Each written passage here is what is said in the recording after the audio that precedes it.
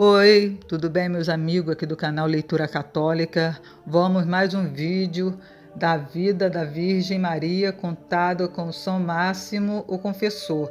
É a segunda parte do segundo capítulo. Vamos continuar? Porém, entendei, para a sabedoria de bem-aventurada e Santíssima Virgem e para seu eminente amor pela virgindade. Ela recebeu a mensagem do arcanjo, mas se surpreendeu com as palavras. Por isso respondeu e disse: Como se fará isso? Pois não conheço homem. E é impossível, porque fui consagrada imaculadamente a Deus. E sem homem, a concepção não é possível. Seu receio e sua preocupação estavam relacionadas à perda da virgindade, estabelecida em seu coração, determinada a permanecer na virgindade até o fim, como nos comunicaram as palavras dos padres da Igreja. Ela ignorava por completo a realidade do casamento, igualmente o desígnio do desejo, já que desde o princípio fora instruída, de alma e corpo, como totalmente santa imaculada. Em seu coração, em sua inteligência, não havia entrado o desígnio de nenhuma paixão. Assim, era mais profunda e elevada do que toda a natureza humana. Foi por isso que sua beleza e sua alma encantaram o Rei e Criador de todas as coisas, que sonda os corações, os rins. Salmo 7, versículo 10. E ele santificou sua morada e julgou conveniente habitar nela e revestir nossa natureza a partir dela. Também, por isso, o arauto do mistério inexprimível livrou-lhe da surpresa e falou sobre o nascimento inefável da maneira como o descreveu o bem-aventurado apóstolo Lucas. O anjo respondeu e lhe disse: O Santo Espírito descerá sobre ti, e a força do Altíssimo te envolverá. Lucas 1, versículo 35. Tu dizes: Como se fará isso? Pois não conheço homem. Mas não é necessário um homem para isso. Tuas ações não se assemelham às de outras mulheres, assim como as ações de teu filho, que deve nascer de ti, não deverão se assemelhar àquelas de outros filhos de homens, que em desobediência são concebidos no ventre da mulher e nasceu em pecado. No entanto, tua concepção não destruirá a virgindade. Ela será, acima de tudo, selo e guardiã da ausência de qualquer mácula e um receptáculo de santidade, pois o Espírito Santo virá sobre ti de antemão para te adornar como a esposa digna do Senhor, para te santificar desde o princípio e adornar tua alma e teu corpo santo de virtude divina. E de imediato a teu noivo e filho imortal, que a força do Altíssimo cobrir-te, pois o Cristo é a força de Deus e a sabedoria de Deus. Ele próprio te cobrirá e será construído em teu interior o templo de seu corpo santíssimo. E o imaterial e incorpóreo revestirá um corpo visível e material a partir de ti. A força e o brilho do Pai te cobrirão em essência, e o Verbo do Pai encarnará a partir de ti.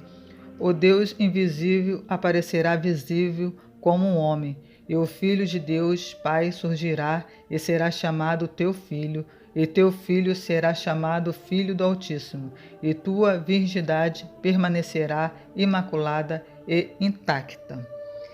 Que acontecimentos maravilhosos e grandiosos, que mistérios inexprimíveis e impenetráveis. Entretanto, mesmo se a forma e a aparência de tua maravilhosa concepção e de teu parto incompreensível não são encontradas neste mundo, exceto em milagres menores, tem fé nisso e reflete que Aquele que nasce de ti será chamado de Santo e Filho do Altíssimo, capaz de fazer tudo o que deseja. E Isabel, tua prima, até ela concebeu um filho na sua velhice, e já está no 6º mês, aquela que é tida como estéril, porque a Deus nenhuma coisa é impossível. Lucas 1, versículo 36 e 37. Tudo o que ele deseja, ele produz de imediato na realidade. Uma vez mais, considerai racionalmente a extensão da sabedoria e o vigor da santidade de bem-aventurada Virgem. Enquanto havia dúvida a respeito da necessidade de um homem, segundo a ordem da natureza, ela não aceitou a concepção, mas disse: como se fará isso? Pois não conheço o homem. Mesmo que tu seja arcanjo e anunciais mistérios sobrenaturais para mim, contudo, a união a um homem não é possível. Então é também impossível que a concepção seja essa que dizes.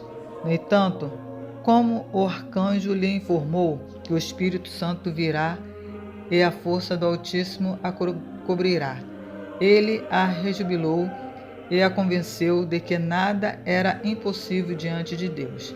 Ela não se orgulhou nem se tornou arrogante em sua inteligência, mas se revestiu de uma humildade e a compulsão ainda maiores, e disse respeitosamente: eis aqui a escrava do Senhor, faça-se em mim segundo a tua palavra. Lucas 1, versículo 38. E o anjo afastou-se dela, pois, após cumprir o serviço que lhe fora ordenado, maravilhou-se ante a beleza da sua virgindade. Porém, a Virgem Santa precisava ocultar aquele grande mistério no coração, pois estava cheia de sabedoria, como mãe da sabedoria que era. Não informou nem sequer a José a mensagem do anjo, nem a qualquer outra pessoa à época. É por isso que alguns padres interpretam as palavras do evangelista como se dissessem respeito a José, como se significasse que ele não teve conhecimento disso até ela dar à luz seu primogênito, como se ele não soubesse do mistério da mensagem do anjo ou da concepção sobrenatural. Caso soubesse, porque teria achado erradamente que a concepção lhe seria vergonhosa, porque teria pensado em rejeitá-la secretamente antes da aparição do anjo.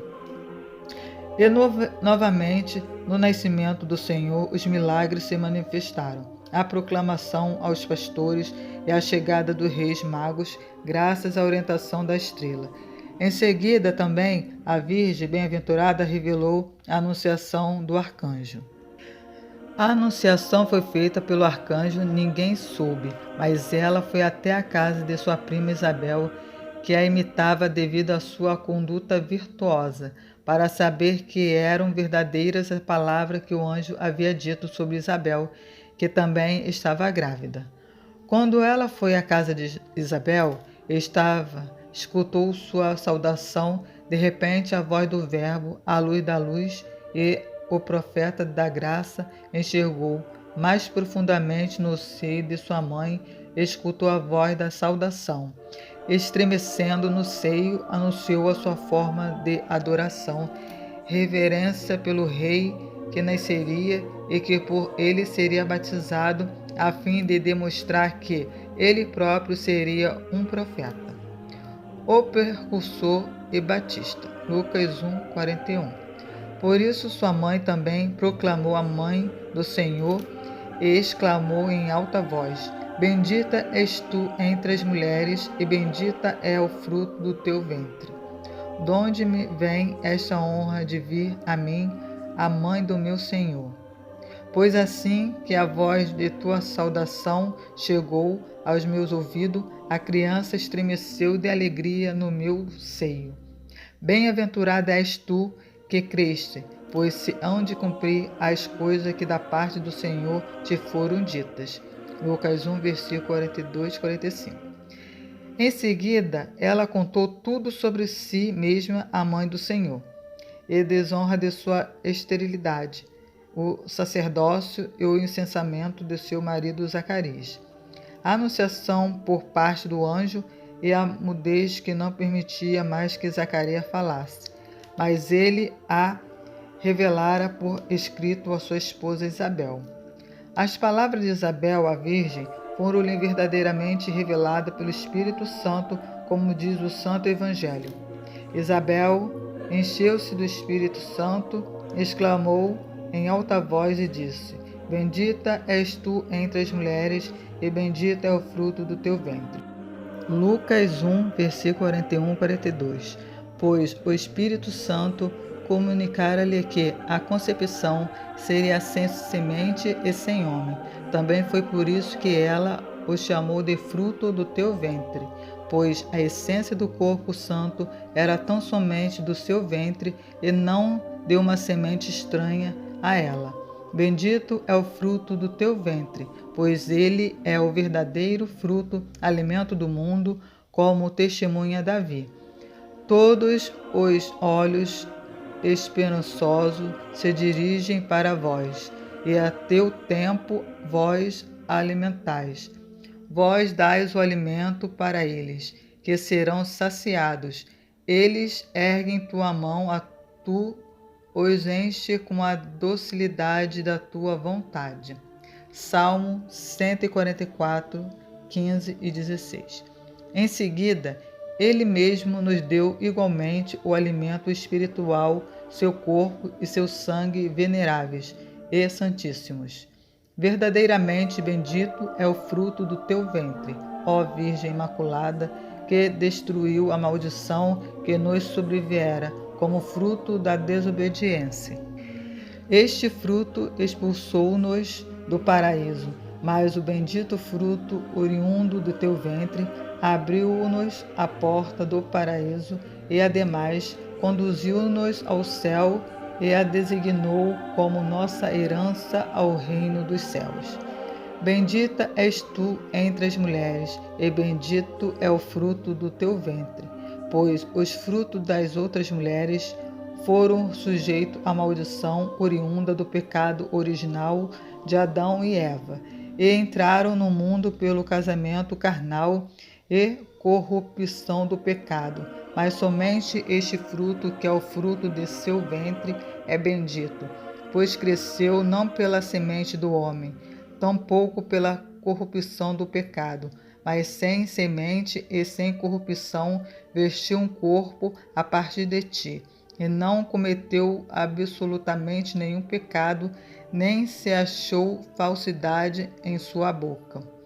E não somente ele é bendito e sem pecado, mas também deu a bênção por meio de sua graça divina, unido à natureza humana, condenada devido à maldição, e é o Cordeiro de Deus, absolutamente bendito, que tirou os pecados do mundo. Então, assim como a bem-aventurada Maria, adornada de toda a graça, sendo mãe e virgem de maneira mais sublime que a natureza, foi causa da profecia alheia, assim também ela mesma pronunciou palavras cheias de profecias, cheia de graça, de prece e teologia, pois estava cheia do Espírito Santo, como nos diz o evangelista.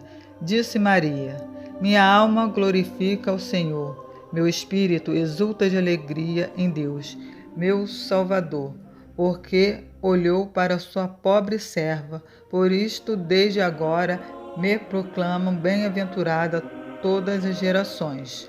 Lucas 1, versículo 46 e 48. Sua alma estava cheia de toda humildade, tranquilidade e respeito, e é por isso que Deus, seu Salvador, a considerava como as palavras do profeta: quem atrai meus olhares senão o humilde? O modesto é aquele que treme diante das minhas palavras. Isaías 66, versículo 2. Assim considerou Maria bendita e olhou e viu que não havia nada de semelhante na raça humana. Por isso julgou conveniente habitar nela, para receber a partir dela um corpo humano e sair em busca daqueles que tinham se perdido. E a causa da sua encarnação é a morada da sua divindade. O Altíssimo santificou e abençoou por todas as gerações com essas palavras. A bem-aventurada Mãe de Deus confirmou as palavras de Isabel em seu respeito, e também anunciou do arcanjo, cuja mensagem fora proferida pelo Senhor, como diz ela: Bem-aventurada és tu que creste, pois se hão de cumprir as coisas que da parte do Senhor te foram ditas. Lucas 1, versículo 45. Pois quaisquer palavras que o arcanjo tenha dito foram do Senhor, por quem ele também for enviado.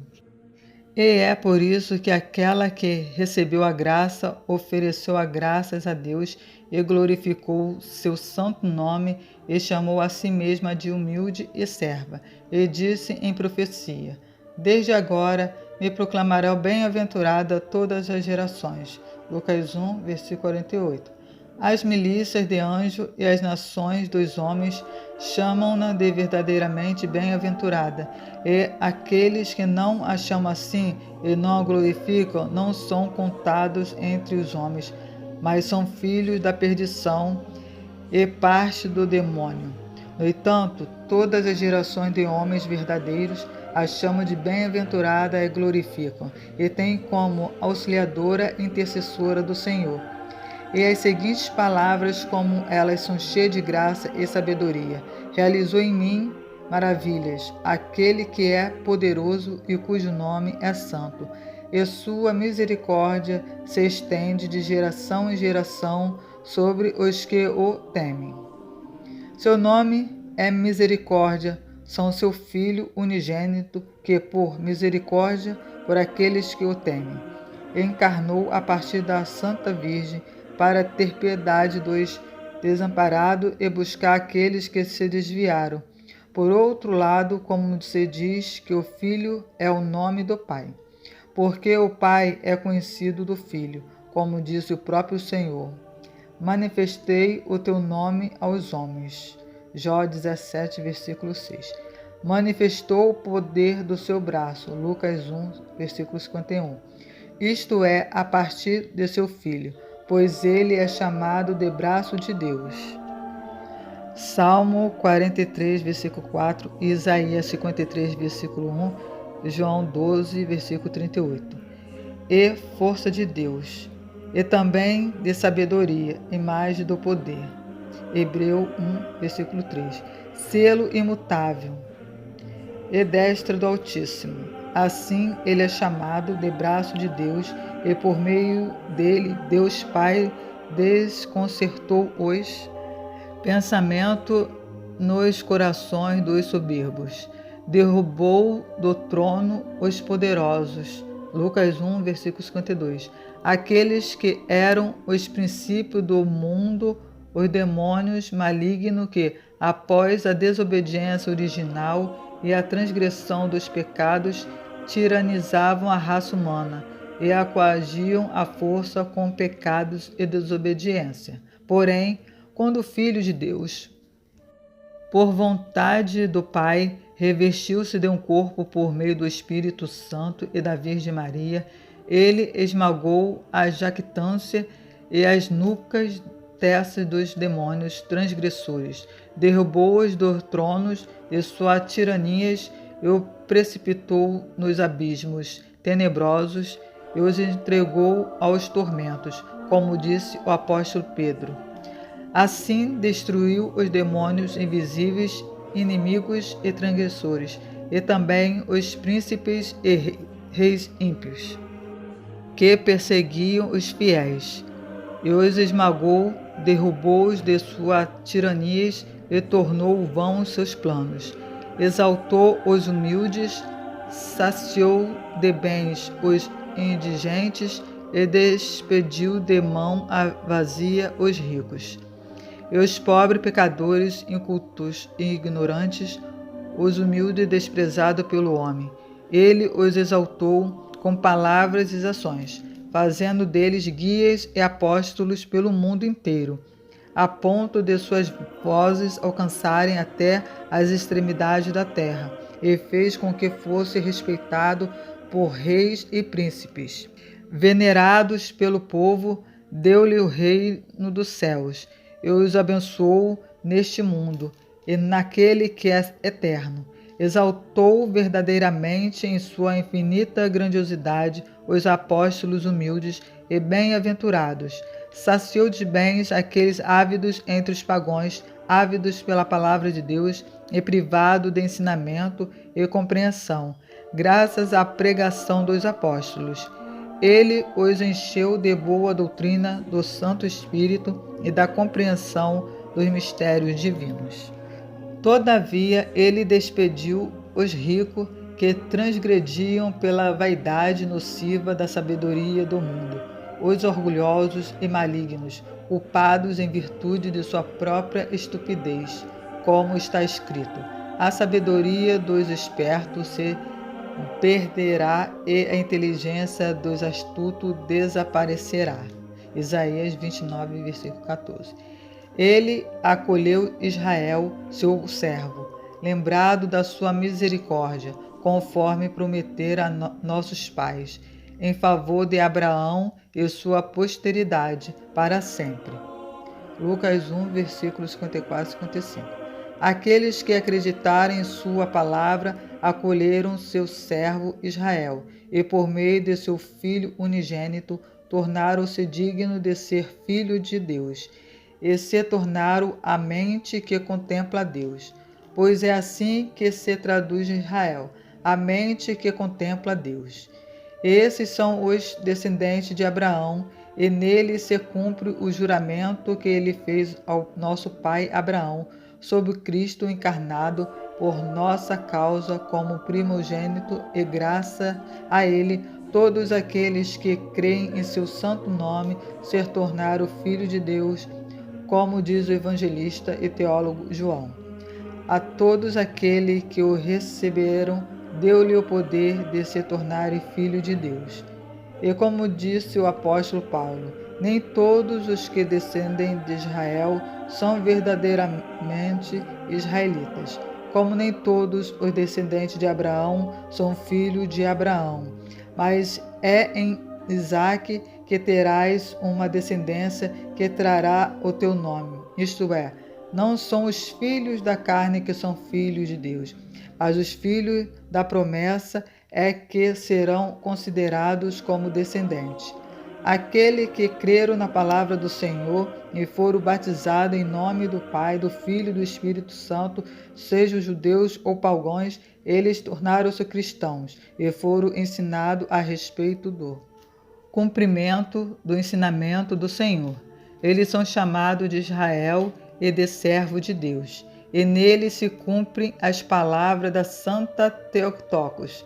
Acolheu a Israel, seu servo, lembrado da sua misericórdia. E Maria ficou com Isabel por 3 meses, depois voltou para casa. Lucas 1, versículos 54 e 56. Porque após a morte dos bem-aventurados pais da Santa Virgem, ela passou a enxergar Isabel como mãe. Por isso, ao receber a anunciação Gabriel, ela partiu de imediato e apressadamente para saudá-la e saber que o Senhor havia dito a respeito dela. E por intermédio do amor divino e do vínculo sanguíneo, permaneceu lá por 3 meses, como diz o Santo Evangelho. Mas quando se aproximou o momento do parto de Isabel e ela entendeu sua própria concepção, dirigiu-se para a casa de José, e a Santa Virgem não revelou a ninguém a anunciação do anjo. Gostou da leitura? Isso. Acabou agora o 2º capítulo. O próximo vídeo vai ser o 3º capítulo do livro da Virgem Maria, tá? Vai ser a Natividade. Ative o sininho aí, se inscreva no canal para receber o próximo vídeo. Fique com Deus, que a bênção do Senhor esteja com você e com a sua família, e a intercessão de Maria sempre em sua vida. Vamos ler?